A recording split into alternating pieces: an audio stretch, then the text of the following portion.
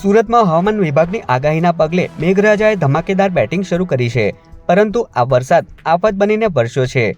Sachin GIDC વિસ્તારમાં વિરાટ કોમ્પ્લેક્સની એક વિશાળ દિવાલ અચાનક ધરાશાયી થઈ હતી।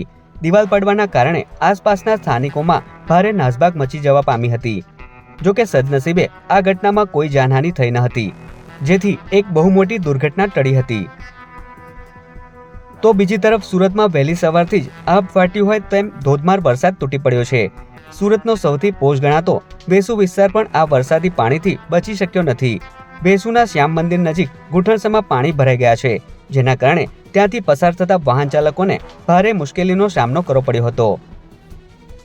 રસ્તા ઉપર તળાવ જેવા દ્રશ્યો સર્જાતા કેટલાક વાહનો પાણીમાં જ બંધ પડી ગયા હતા અને લોકો અટવાઈ પડ્યા હતા। ઘટનાની જાણ થતાં જ સુરત મહાનગરપાલિકાના કર્મચારીઓ તાબડતોડ સ્થળ પર દોડી આવ્યા હતા અને પાણીના નિકાલની કામગીરી શરૂ કરી હતી।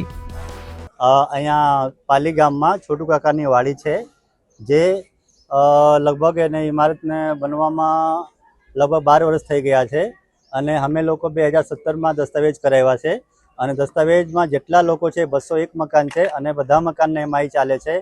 હવે એ બિલ્ડિંગના પાછળનો ભાગ આખો પડી ગયેલા છે અને એમાં રહેવા માટે આ જગ્યા બહુ ખરાબ છે, ગમે ત્યારે કોઈ પણ ઘટના ઘટી શકે છે।